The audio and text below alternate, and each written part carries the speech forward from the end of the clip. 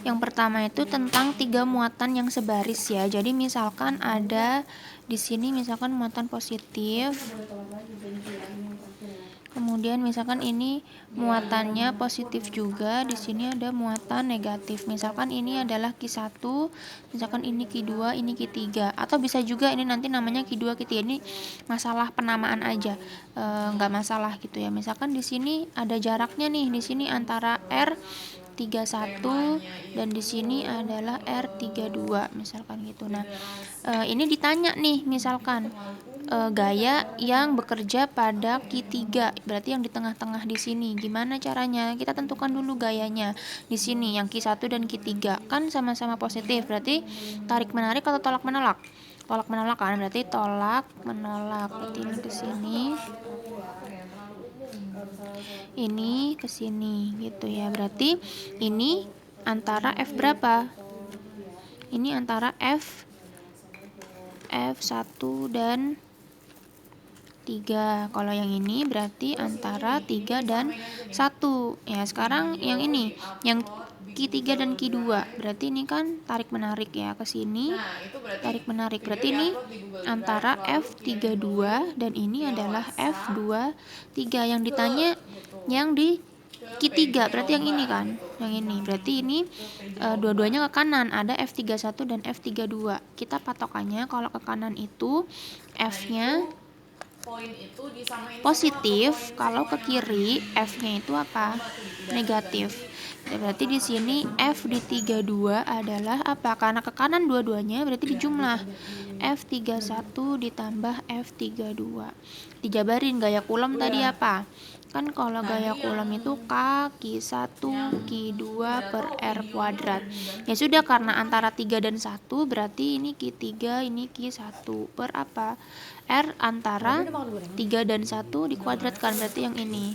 Ditambah K dikali apa? Q3 dan Q2 per R32 kuadrat gitu ya. Berarti nanti tinggal dijumlahkan. Jangan lupa Q-nya ini harus selalu dalam Coulomb dan jaraknya harus selalu dalam meter. Kita sering keluar nih nanti misalkan dalam mikrocoulomb. Mikrocoulomb ini ya, mikrocoulomb. 1 mikrocoulomb berapa coulomb? 1 kali 10 pangkat min 6 coulomb. Ada juga nanti misalkan 1 nanocoulomb ya. Ini nanocoulomb. Kalau nanocoulomb itu berarti 1 kali 10 pangkat min 9 coulomb gitu. Nah, berikutnya gimana kalau 3 muatannya membentuk sudut ya. Misalkan di sini ada misalkan muatan 1 gitu ya, ada Q1. Di sini ada Q2, di sini ada Q3. Misalkan ini muatan Q1-nya misalkan positif. Kemudian ini juga positif, misalkan yang ketiganya itu negatif misalkan gini ya. Berarti kan ini gini gitu ya, membentuk sudut. Misalkan yang ditanya adalah gaya Coulomb yang di Q2, yang di sini yang ditanyakan. Berarti kan ini positif dan positif. Di sini kan ada gaya gitu ya, tolak menolak di sini dan ke sana. Berarti di sini ada F antara 2 dan 1. Yang di sini antara 1 dan 2. Kemudian di sini positif dan negatif, berarti tarik menarik kan? Berarti tarik menarik ke sini.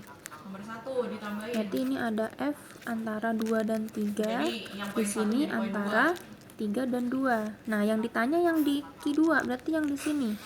Yang di sini kan, berarti ini ibaratnya kayak ada vektor yang ke sana nih, 2, 3 dan ini ke bawah ke sini kan, F 2, 1. Ini kan membentuk sudut nih. Misalkan ini sudutnya siku-siku. Di sini kan juga siku-siku, atau anggap aja misalkan ini alfa. Berarti kan di sini alfa juga gitu ya. Ini kalau misalkan sudutnya siku-siku, pakai aturan cos, nanti rumusnya akan jadi yang gini. Berarti F antara apa nih? Antara 21 dan 23. 21 kuadrat ditambah F 23 kuadrat gitu. Ini kalau apa? Ini berlaku jika sudutnya siku-siku atau 90 derajat. Nah, gimana kalau misalkan sudutnya tidak siku-siku? Contohnya gimana? Misalkan di sini, dan di sini misalkan. Berarti kan ini begini, gini gitu kan. Misalkan ini sama kayak tadi ya. Misalkan di sini positif Q1, di sini misalkan Q2 juga positif, di sini Q3-nya negatif. Misalkan ditanya sama F di Q2 berapa, di sini kan membentuk sudut, tapi kan ini bukan siku-siku ya, berarti sama kayak tadi. Di sini akan ada tolak menolak, di sini adalah 1 2, dan di sini adalah 2 1. Terus yang di sini tarik menarik kan, di sini ada 2 3, dan di sini ada 3 2. Yang ditanya yang di sini ya, berarti kan ini ada sudut yang ditanyakan gitu kan. Berarti ada sudut yang diketahui maksudnya. Nah, kalau kayak gini pakai aturan yang cos vektor, berarti kan di sini ada antara siapa? 21 dan 23. Berarti F di Q2 itu apa? Yang rumus panjang kalau kalian ingat itu berarti ada F21 kuadrat ditambah F23 kuadrat ditambah 2 kali F21 kali F23 dikali apa? Cos alfa. Cos alfanya nih, sudut yang di sini yang diketahui berapa? Gitu ya. Sebenarnya sama kayak tadi, kalau misalkan yang sudut siku-siku tinggal dimasukin aja. Cos 90 berapa? 0 kan, berarti ini dianggapnya 0, berarti tinggal F21 kuadrat tambah F23. Nah, kalau sudutnya tidak sama, ini berlaku kalau sudutnya tidak sama dengan 90 berapa, tinggal dimasukin aja ke sini ya. Yang Miss kirim videonya ini adalah penjelasan untuk yang di buku paket halaman 26 dan 27 ya, gitu ya. Jadi di sini untuk contoh soalnya, misalkan ada titik A dan titik B, di mana di A ini ada muatan nilainya tuh negatif Q. Ini pakai variabel ya. Yang di titik B ada muatan nilainya positif 4Q. Di antara A dan B yang jaraknya 9 cm ini diletakkan suatu muatan di titik C gitu ya, yang nilainya positif Q gitu. Di sini letaknya di antara A dan B, dan kita nggak tahu nih letaknya tuh di mana gitu ya. Jadi kita justru ditanya supaya gaya yang bekerja pada titik C ini sama dengan 0 atau FC-nya sama dengan 0, si C ini diletakkan di mana gitu. Apakah benar nih di tengah-tengah, atau justru lebih dekat dengan A, atau justru lebih dekat dengan B. Maka kalau kayak gini caranya langsung pakai cara singkat saja, nggak usah kalian nentuin apakah ini tarik menarik atau tolak menolak gitu. Yang kita tak pengen cari itu FC-nya sama dengan 0 gitu. Berarti supaya FC-nya sama dengan 0 kan berarti ya, berarti adalah si CB dikurang dengan FCA gitu ya. Supaya 0 kan berarti harus habis gitu kan. CB sama dengan CA-nya harus sama dengan 0 gitu. Berarti kalau kayak gini tinggal pindah ruas saja nih. Kan FC-nya 0 nih, berarti ini kan 0, kan diketahuinya ini. Supaya dialami 0. Berarti karena FC-nya 0 gitu ya, berarti di sini FCB min FCA ya. Ini kan negatif pindah ke kiri bisa jadi FCA sama dengan FCB. Nah, ini langsung pakai gaya Coulomb apa? K Ki C kali Ki A per antara C A kuadrat sama dengan di sini K Ki C kali Ki B per RCB kuadrat. Nah, kita jaraknya kan belum tahu nih. Ya udah kita pakai pemisalan aja. A dan B kan 9 cm. Misalkan dari A ke C misalkan jaraknya X. Berarti antara C ke B apa? Berarti 9 dikurang X ya kan? Sisanya gitu. Ya sudah, ini kita coret yang sama. Ini kan kanan kiri sama-sama punya K, berarti ini dicoret. Terus Ki C sama Ki C dicoret ya. Sisa Ki A per RCA kuadrat dan Ki B per RCB kuadrat kita pindahkan ke sini. Ya, berarti sisa QA per RCA kuadrat sama dengan QB per RCB kuadrat. QA, Q di titik A, nilainya adalah sebesar Q. Positif negatifnya tidak usah dimasukkan ya. Terus RCA dari C ke A sebesar X kuadrat. Tulis X kuadrat. QB, QB-nya senilai 4Q. Sekali lagi plus minusnya nggak perlu dimasukkan ya.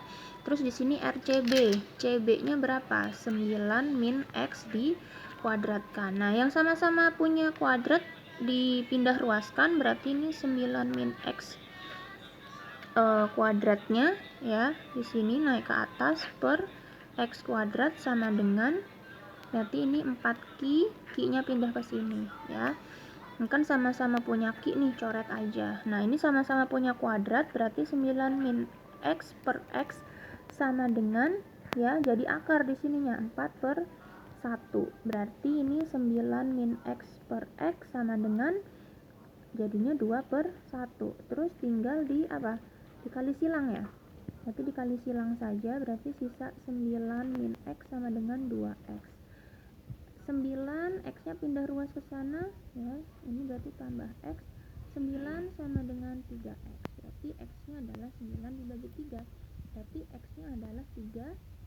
Karena ini masih dalam sentimeter nggak apa-apa, nggak diubah, di akhirnya berarti sama dalam sentimeter. Artinya jarak ini A ke C ya, kan kita mengisolin X-nya tadi A ke C, berarti di sini adalah 3 cm. Atau kalau mau dihitung dari B, berarti di sini berapa? 9 dikurang 3, 6 cm. Gitu. Jadi nanti dikasih kesimpulan. Jadi letaknya letak C atau yang Q yang di C gitu ya adalah 3 cm dari titik mana? Dari titik A, atau boleh adalah 6 cm dari titik B.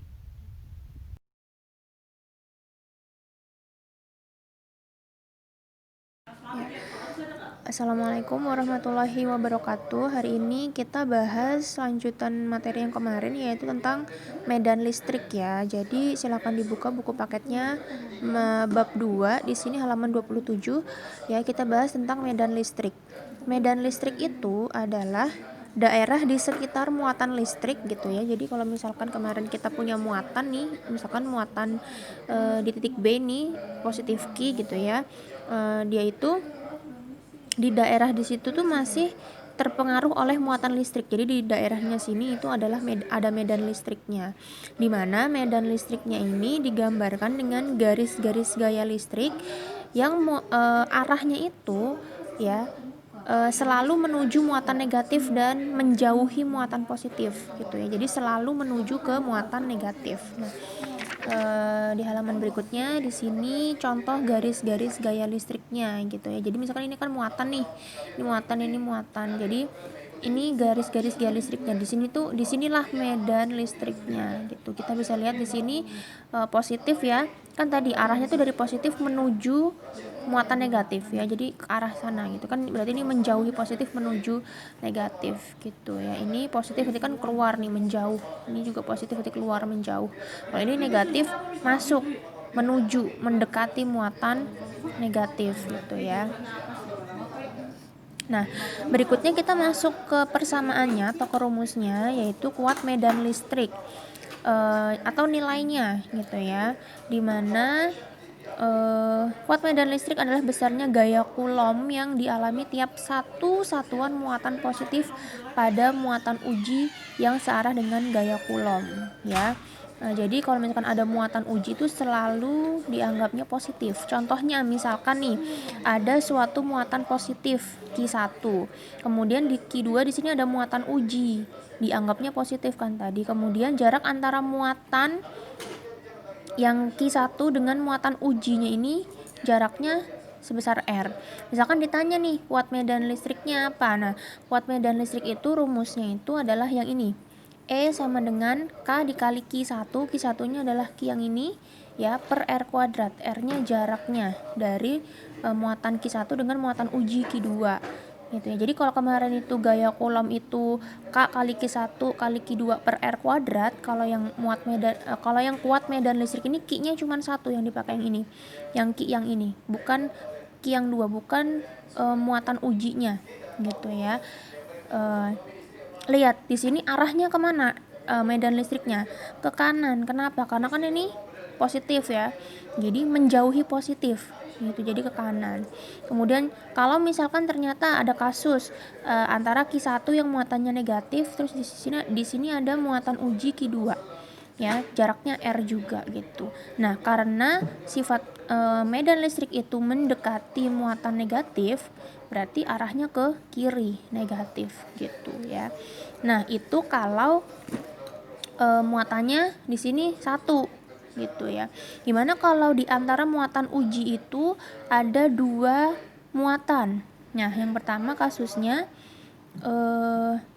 di sini ada 2 muatan Q1 dan Q2, kemudian di tengah-tengahnya ada muatan uji di titik C ya. Jarak antara Q1 dengan C-nya R1, antara Q2 dengan C-nya itu R gitu ya, atau boleh R1 R2 terserah.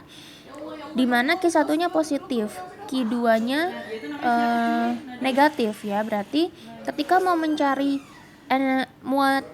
kuat medan listrik di titik C, di sini kita harus menentukan ada kuat medan listrik 1 atau E1 dan kuat medan listrik 2 atau E2. Lihat, muatan ujinya di sini. Jadi di titik C ini ada E1 dan E2. Nah, arahnya kita tentukan. Di sini kan Q1 ya, arahnya ke kiri atau ke kanan terhadap C. Karena dia positif berarti kan menjauhi positif ya, ke arah negatif, berarti E1-nya ke kanan. Kemudian E2 antara C dengan Q2 kan sifatnya selalu mendekati negatif, berarti E2-nya juga ke kanan, sehingga kuat medan listrik di titik C sama dengan sama-sama ke kanan kan, berarti dijumlah E1 ditambah E2 gitu. Jadi sama dengan K Q1, E1 kan punyanya muatan Q1 per R1 kuadrat. R1-nya itu jarak antara Q1 dengan titik C ditambah K Q2 per R2 kuadrat ya. Q2-nya ini, kemudian R2-nya jarak antara C dengan Q2.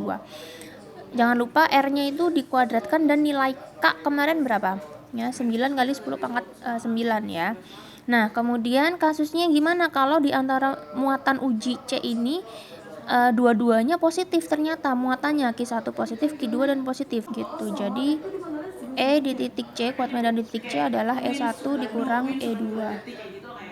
Oke, untuk contoh yang mencari medan listrik ya, misalkan di sini ada 2 muatan, ada Q1 dan Q2. Besarnya masing-masing 10 mikrokulom sama, tapi Q1-nya muatannya positif, Q2-nya muatannya negatif ya.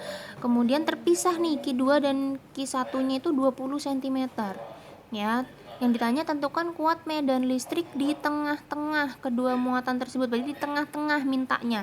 Artinya ada suatu titik di sini, anggap misalkan titik A misalkan di tengah-tengah, artinya jarak antara titik ke Q1 berarti berapa? Setengahnya dari 20, berarti 10 cm. Kemudian dari Q2 ke titik yang ditanya juga 10 cm. Nah, lihat, ini kan positif, ini negatif. Berarti di sini tuh ada 2 medan gitu ya. Yang pertama dari muatan sumber yang satu dengan muatan uji. Kan ini positif, ini dianggap positif juga, maka akan menuju ke negatif gitu ya. Berarti E1-nya ke kanan. Kemudian antara muatan uji dengan muatan sumber yang kedua, kan ini positif, dianggapnya positif kan. Kemudian yang ini negatif, berarti menuju sumber, berarti di sini juga ada yang namanya E2. Karena dua-duanya ke kanan, E1 dan E2 ke kanan, berarti dijumlah E di titik A misalkan gitu ini ya. Adalah E1 ditambah E2. Ya sudah, tinggal masukkan K Q1 per R kuadrat sama dengan K Q2 per R2 kuadrat. Ingat ya, ada kuadratnya kalau medan listrik ya. Kemudian karena ini kebetulan sama-sama 10 cm R-nya ya, berarti kita keluarin aja boleh ya. Kemudian ini sisa Q1 tambah Q2. Ya, ini Q-nya kecil karena kurang konsisten nih. Sebenarnya sama aja, kalau dari awal mau pakai Q besar terus, kalau mau pakai Q kecil terus gitu. Ini karena nggak konsisten aja ya.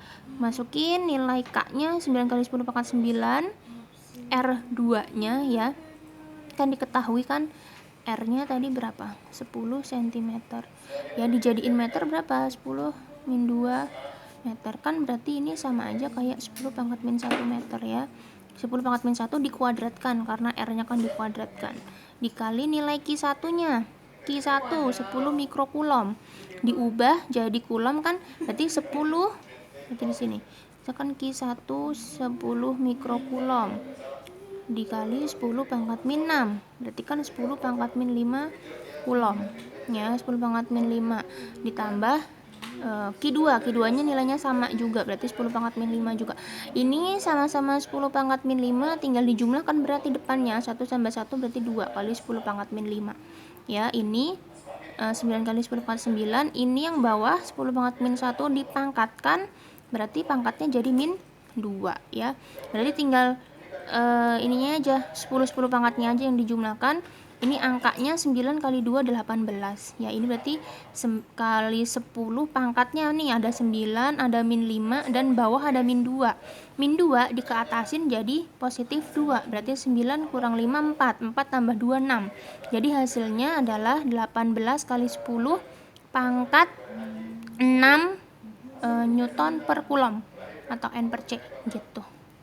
Oke, berikutnya kita bahas tentang kuat medan listrik pada bola konduktor. Jadi kalau yang tadi itu kuat medan listrik pada muatan ya. Jadi kan ada Q1, Q2 dan ada muatan ujinya. Kalau sekarang itu kuat medan listrik pada bola konduktor. Jadi misalkan ini ada suatu bola ya dengan jari-jari R. Jadi misalkan diberi muatan ya, muatannya itu akan berkumpul di tepian bolanya gitu ya. Nah, di sini ada 3 kasus gitu ya. Misalkan titik di dalam bola masih di daerah di dalam bolanya gitu ya. Misalkan ada titik A, kemudian di tepi bola itu titik B, berarti kan sejauh R gitu ya. Berarti kalau di titik A ini berarti kurang dari R ya, kurang dari jari-jarinya. Kemudian ada titik C itu adalah area di luar bola.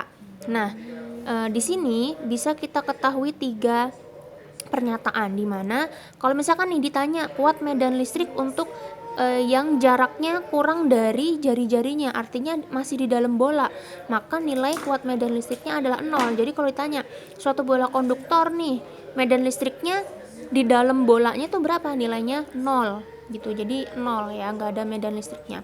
Kemudian kuat medan listrik di tepi atau dengan jarak R yang sama dengan jari-jarinya, berarti kan pas di tepi. Nyarinya yaitu E di titik B atau di tepinya sama dengan K Q per R kuadrat. K-nya yang konstanta kulom, Q-nya itu nilai muatannya, dan R kuadratnya adalah apa? Jarak dari pusat sampai ke tepian bolanya atau sebesar jari-jarinya. Nah, kemudian kalau kuat medan listrik untuk R lebih besar dari R, untuk jarak yang lebih besar dari jari-jarinya, artinya kan berarti sudah di area luar bola kan, di titik C di sini ya. Berarti R-nya itu tinggal diganti aja pakai jarak dari pusat ke titik C atau di luar bolanya itu gitu. Jadi kalau ditanya medan listrik di dalam bola nilainya 0, kalau di tepian bola berarti kaki per R kuadrat, di mana R-nya adalah jari-jarinya. Kalau misalkan ditanya di luar bola berarti kaki per R kuadrat, di mana R-nya itu adalah jarak dari pusat bola sampai titik di luar bola yang ditanyakan gitu.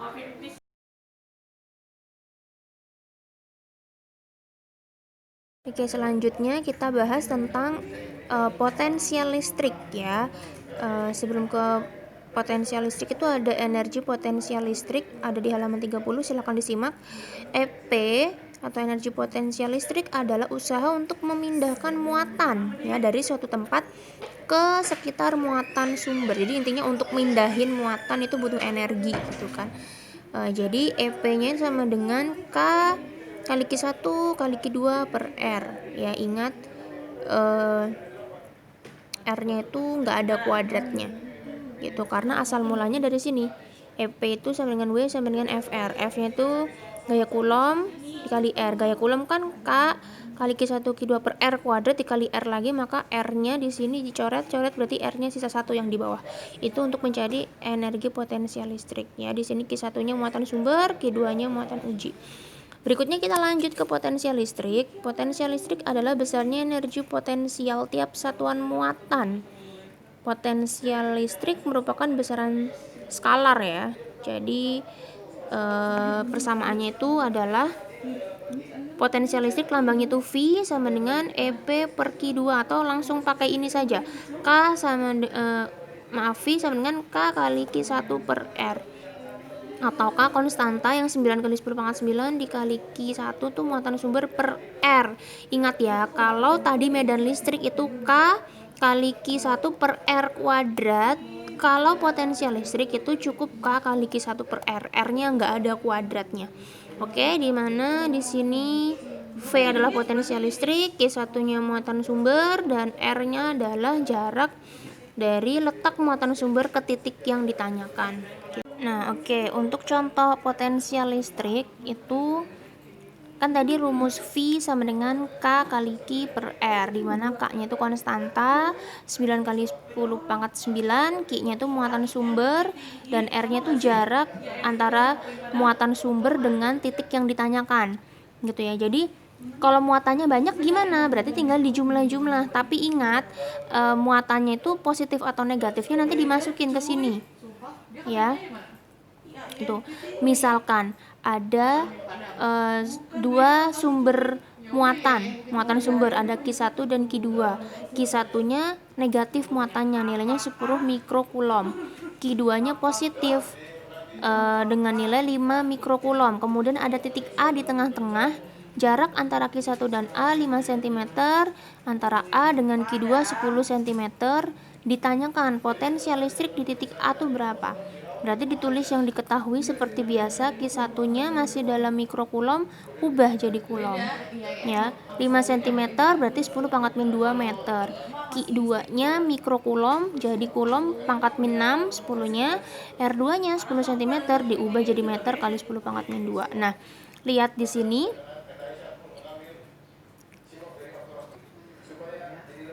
Oke, berarti nyari V-nya adalah tadi kan digabung-gabung ya, V sama dengan K plus minus, ini nanti tergantung muatannya tuh positif atau negatif gitu ya, Q1 per R1.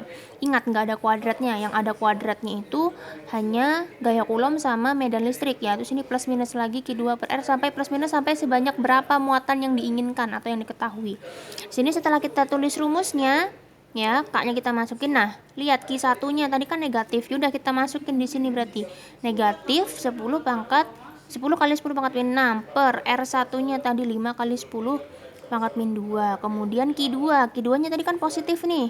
Berarti 5 kali 10 pangkat min 6 per R2-nya 10 kali 10 pangkat min 2. Kemudian ya sudah, dihitung saja, ini disamakan penyebutnya ya. Jadi 10 kali 10 pangkat min 2 kan dibagi ini sama-sama 10 pangkat 2. Berarti tinggal pikirin ini, 10 bagi 5 kan 2 dikali min 10 kali 10 pangkat min 6, berarti min 20 kali 10 pangkat min 6, ditambah ininya kan udah sama ya, berarti ini tetap 5 kali 10 pangkat min 6. Tinggal dijumlah, min 20, ini kan pangkatnya sudah sama, berarti tetap 10 pangkat 6, min 6.